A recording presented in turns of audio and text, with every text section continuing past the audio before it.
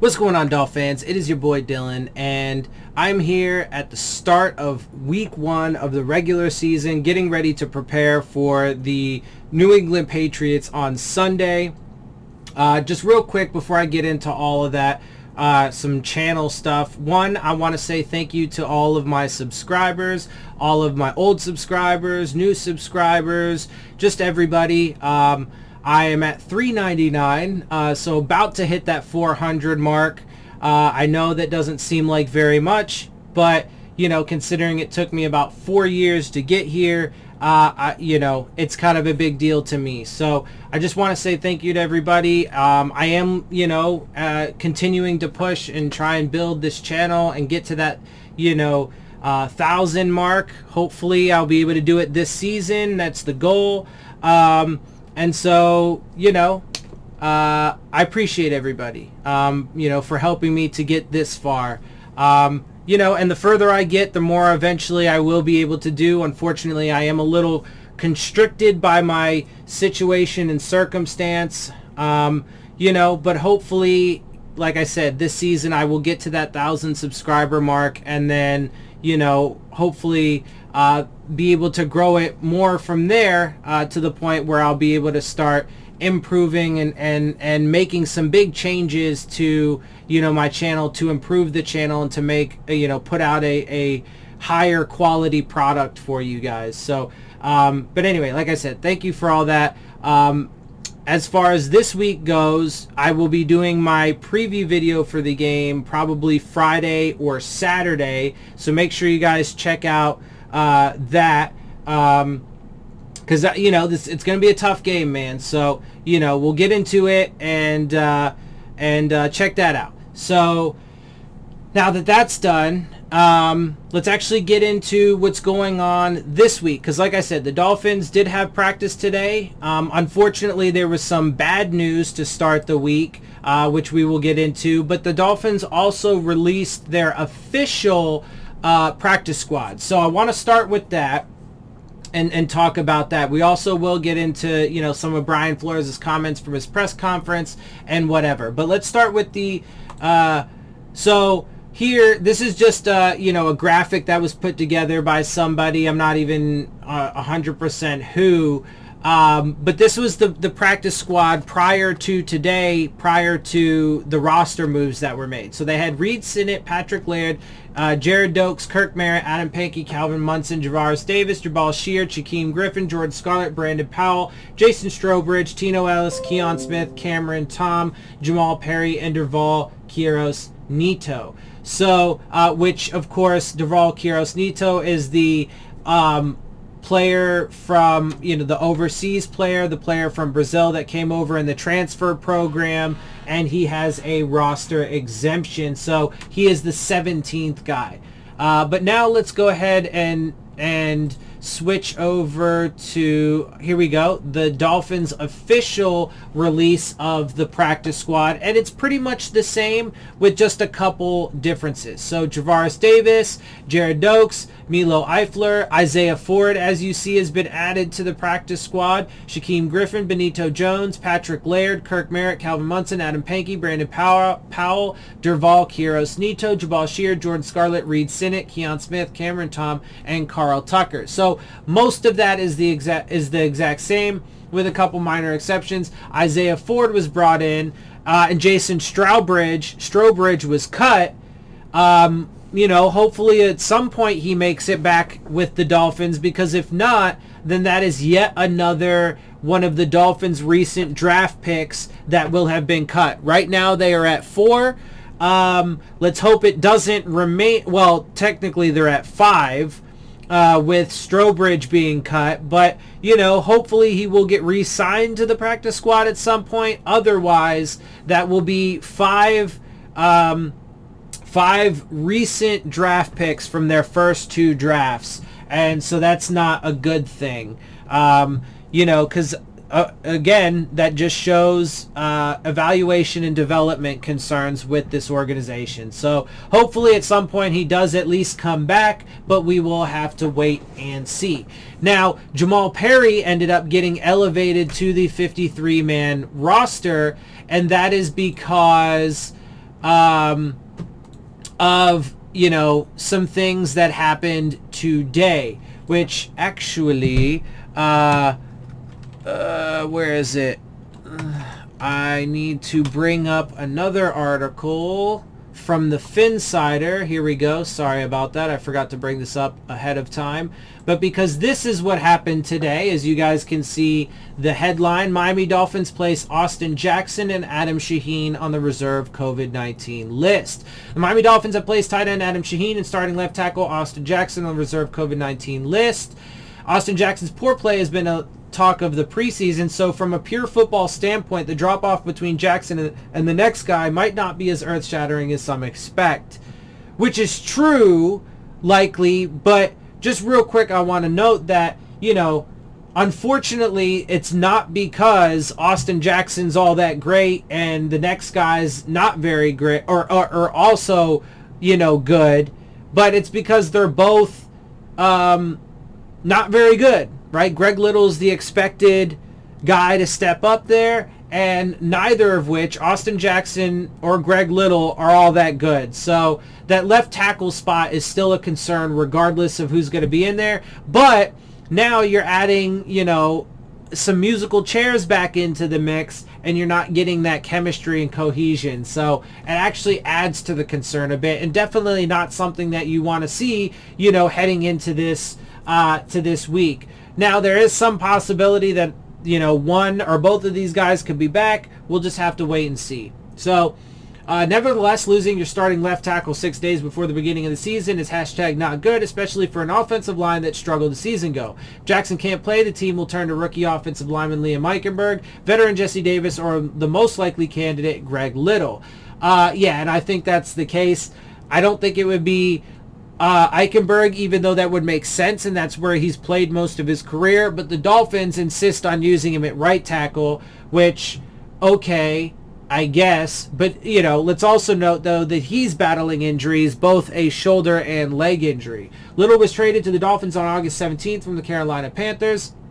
Personally, I would like to see Liam Eichenberg get the start if healthy. I mean, I agree with that, but I doubt that's going to happen. Dolphins tight end Adam Shaheen, the notorious anti-vaxxer, was also placed in the reserve list. NFL Network's Tom Pelissero was reporting that this was the result of a positive test.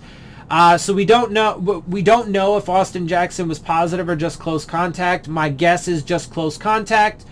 Real quick, I do just want to say a couple things just to reiterate my stances on this situation, COVID and the vaccine. So first, as you guys know, I think COVID is going to be an issue for not just the Dolphins, but the NFL this season. Unfortunately, like you guys know, that's one of my top concerns for the Dolphins is the injury/COVID concerns, because we've had so much of it already to this point in the season, and we haven't even played our first game yet. And of course, we're going to sustain injuries throughout the year, and also, unfortunately, have to place players, you know, and possibly even coaches on the COVID list. So we are going to be affected by those things, and the fact that we've had so much to this point is concerning to me.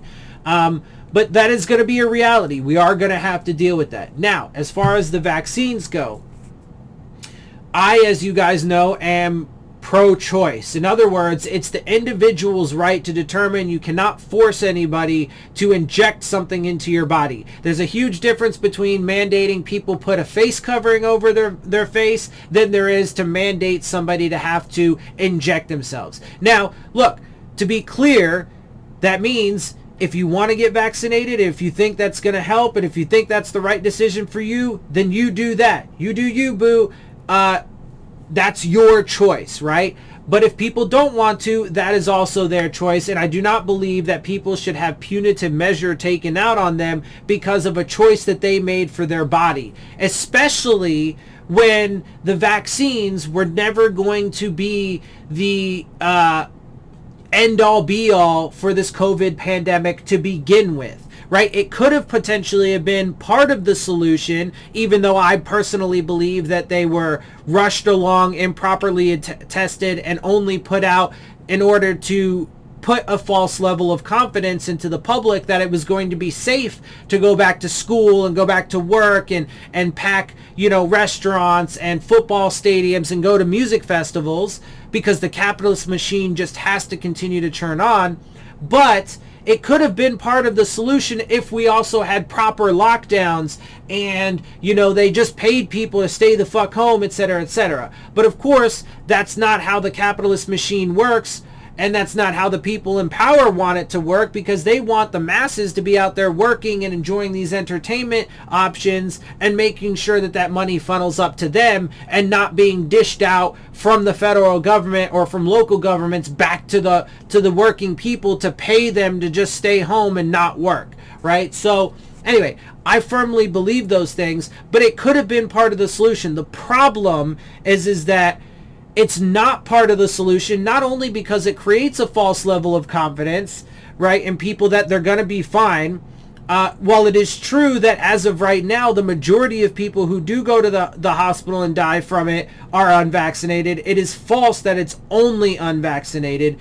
And that's going to be less and less the case as this thing continues to mutate, especially as climate change continues to also get exacerbated and worsen. Because it creates an environment that allows viruses to thrive. But because people have this false confidence that it's going to, solve everything and allow people to get back to a normal routine, it creates environments in which people have mass gatherings in these different, forms and in these different situations. It rapidly allows the virus to spread, but it allows it to do it in such a way in which it interacts with these different vaccines. And since it doesn't kill it, all it does is, maybe prevent some symptoms and some hospitalization and death for now. It's allowing this thing to spread like wildfire, because the vaccines, for a fact, do not stop people from contracting it. It does not stop people from spreading it. And in a lot of cases, it doesn't even prevent illness, hospitalization, and death. But because it is spreading so rapidly through these large crowds of people who are vaccinated, it's getting stronger. There are over 15 additional variants besides the Delta variant. There's also COVID-22, which I've seen recently from some reports, right? So that's now a thing. And it's becoming stronger and more resistant to the vaccine. So at some point, the vaccines are going to be rendered useless because of the fact that we are just gathering all these people together and allowing it to spread as rapidly as it is.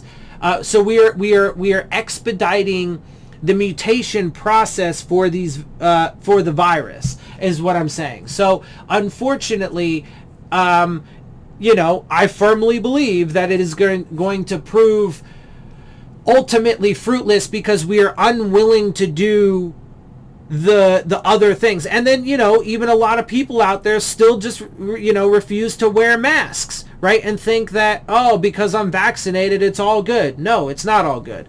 But anyway, so that's what I feel about that. You guys already know that. I'm not going to spend a ton of time on that. But those are my views, right? Pro-choice, it is your decision. If you want to get it, get it. If you don't want to get it, that's up to you. Nobody else has the right to tell you whether or not you should inject something into your body. Having said that, I don't believe that the vaccine alone is going to solve it, and I think the evidence is quite clear to that point. But it is the way it is. Unfortunately, a lot of people do think that, and the capitalist machine ultimately wins the day no matter what anyway. And, people are just going to continue to, go to football games and so on and so forth. So I think that the next, I think this football season, unfortunately, is going to be very marred by the COVID situation, and I think it's going to end up being a massive disaster. But, there's nothing I can do about it, and we just have to wait and see how it plays out, unfortunately, which is, not a gamble I like to fucking take. I don't like to gamble with people's lives, but again, I don't make those decisions. So anyway, let's continue on, though, because I do want to talk about, let's get into Brian Flores' press conference. Let's go to that next. So let's see, Brian Flores, September 6th, and this is what he had to say. The first questions deal with Adam Shaheen and Austin Jackson being placed on the COVID list, and Flores says the team will be taking it day to day, but assuming the players will not be with them. So, there is some chance, and he does mention this a little later, there is some chance that, both of these players could come back, but they are preparing as if they're not going to be there. And obviously, if they're not going to be there on Sunday, that is not good, because that, an offense that already has a lot to prove, particularly that offensive line, we really can't afford to take hits there. So, it is what it is. There are several different players who can play left tackle, and Flores says there will be different combinations at practice before a decision is made on how to proceed if Jackson can't play. And again, so, like I said, there's obviously going to be somewhat of a, little bit of a musical chairs situation, or at least trying to figure out who the start is going to be. They got to figure it out quick so that way they can get some practices under their belt and, try and build some, chemistry and stuff if Jackson can't go. But, again, it is what it is. Greg Little has done a good job since arriving in a trade with Carolina. Flores says he had some bright moments. Rookie second-round pick Liam Eichenberg is day-to-day and working to get back. He'll try to get back to full practice as soon as he can. Javon Holland and Preston Williams both will be at practice today. Going back to Shaheen and Jackson, Flores says it's possible that both players could be available for the game at New England. Flores says he would never question Adam Shaheen's commitment to the team because of his anti-vaccination stance. Says it's a personal decision that I support. We deal with whatever happens after that. And let me be clear, because as you guys know, there are tons of reasons and tons of examples and moments in which I have said that Brian Flores has lost respect from me, and that is true. And overall, I don't really like the guy, if I'm keeping it real. And just being honest with you. However, because I am a fair, person, and I only care about the facts, this is one situation in which he actually gains respect for me, because that is the right stance to have. It is nobody else's place to tell anyone that they have to inject something into their body if they don't want to. So there's excitement in the room, is how Flores describes the atmosphere with week 1 being here. Tua is a better player. He's made a lot of improvement. This was the answer to a question about Tunga Bailoa is better prepared to create explosive plays this season. Jamal Perry is a guy we have a lot of history with, and he can help the team in many ways. It's how Flores explains him being the choice to be the practice squad COVID-19 replacement, despite already having 12 defensive backs on the roster. So I agree that is a little odd. I mean, you could have got a linebacker, an offensive lineman. I mean, there are definitely, in my opinion, better options, especially Jamal Perry hasn't been particularly great. So, that is a little weird and questionable to me. But again, not my choice, not my decision, and that's what he has to, deal with. So, get the best 5 is how Flores approaches where to use offensive linemen in switching positions. Jalen Waddle has gotten better over the course of training camp. Myles Gaskin's biggest improvement since arriving in 2019 is in pass protection. He's not a guy that we have to take out in those situations. Flores also praises Gaskin's professionalism. Asked whether there's still something special about going back to Foxborough, Flores says, I'm a Miami Dolphin. That's where I'm at. So, that's that. That's what Brian Flores had to say. And so moving on, because there was some other observations here, as you can see from Alan Poupard, that I do want to discuss as well before we wrap it up. So the Miami Dolphins were without offensive lineman Austin Jackson and Greg Little at practice. So, okay. The offensive line already was a position of uncertainty for the Miami Dolphins heading into the Labor Day weekend, and then Labor Day arrived, and things actually got even more complicated. Disaster. So there was, of course, the news of starting left tackle Austin Jackson being one of 2 Dolphins players, along with tight end Adam Shaheen, placed on the reserve COVID-19 list, and then that was followed by the absence of Greg Little from the portion of practice open to the media. Now, there could be all sorts of reasons why Little wasn't spotted at practice, so it's unwise to jump to conclusions here. So to be fair, but let's just say that maybe it was less than ideal for Little not to be out there for the first practice of the week, considering he definitely figures as one of the potential replacements should Jackson be available for the season, be unavailable for the season opener against the New England Patriots at Gillette Stadium on Sunday. Well, he's, from my understanding, he's the prime replacement. Like, he's the number 1 replacement. So if Greg Little couldn't be there, oh God, I do not even want to know who we're going to be starting at left tackle. I mean, Liam Eichenberg I would like, except for the fact that he's battling injuries, so I don't know how effective he's going to be. Truth is, simply inserting Little at left tackle is just one of the many options the Dolphins could consider. I think Greg has done a nice job. Head coach Brian Flores said of Little, who was acquired from the Carolina Panthers at a trade August 17th. Greg has worked hard to learn the offense, to learn the terminology. He's a hard-working kid. He's taken all the information and tried to apply it in practice and in games. I think he's had some bright moments the couple of weeks that he's been here, and we're just going to continue to work with him and develop him. Okay, it's no big secret that the Dolphins have made it a point in recent years to add offensive linemen with the ability to play both on the interior of the line or at tackle, and some have experience on either side. That's why there are so many possibilities for what the line could look like against New England if Jackson can't play. One option is simply inserting Little at left tackle. Another option is putting rookie second-round pick Liam Eichenberg at left tackle. Yes, Eichenberg's practice reps this summer came at left guard and right tackle, but let's not forget he played left tackle and played it very well at Notre Dame. Eichenberg has been nursing a leg injury in recent days, and as well as a shoulder injury, but he was at that was the first injury he sustained, but was at practice Monday. Yet another option is moving current right tackle Jesse Davis to the left, moving right guard Robert Hunt to the right, and inserting either rookie Robert Jones or Eichenberg at right guard. I think that's probably the least, I don't know though. I mean, if Little's not there, then, it bumps these up the list, right? So, I don't know, man. I just think this offensive line is going to be a disaster, and the Patriots defensive line is going to, I think the Patriots defense has the chance to be really nasty this year overall, especially when they do eventually get Gilmore back. But even without him, I think they can be pretty nasty. And that front, that defensive front, that the front seven is going to be a massive challenge for this Dolphins offensive line, and this does not help the situation. But anyway, Davis and Hunt each has experience at those positions, but each has practiced at right tackle and right guard respectively throughout the summer, so there's an issue with disruption here. We've got a few different options. Flores said we got multiple players who have played over the left and on the right. We'll work a few different combinations today and see what that looks like in practice and talk about it over the next few days. There's an opportunity to get both guys back, so we'll see how it goes. Yeah, man, so at the end of the day, like I said, the week unfortunately started off with some unfortunate news because we cannot afford to take these hits, but we don't have a choice.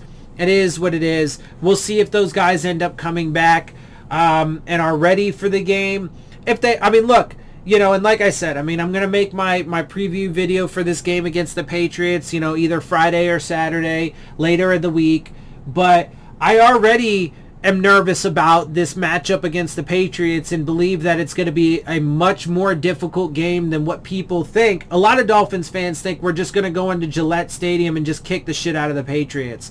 Not only do I not think that that is going to be the case, I wish it would be the case, and I would love to be pleasantly surprised about that, but not only do I not believe that that's going to be the case, but a little spoiler here, I think it's going to actually turn out to be a relatively defensive heavy game, and relatively low scoring, and I do think the Patriots are likely to come out on top. I know that's a pretty big spoiler actually, but I'll get into the details because I'm actually going to go into like position group matchups and stuff like that, and compare position groups and stuff like that, so, and get into some of the details, in my video, but there is a good chance that is the outcome. So, we'll see how it plays out and whatever. Unfortunately, though, we do have this, and again, my biggest concerns for the Dolphins this season are the offensive line, which hasn't gotten, which gets worse after this news today, or at least complicates the situation. The depth on this roster, and then the injury COVID situation, because we've had so much of it up to this point and we still have yet to even play our first regular season game.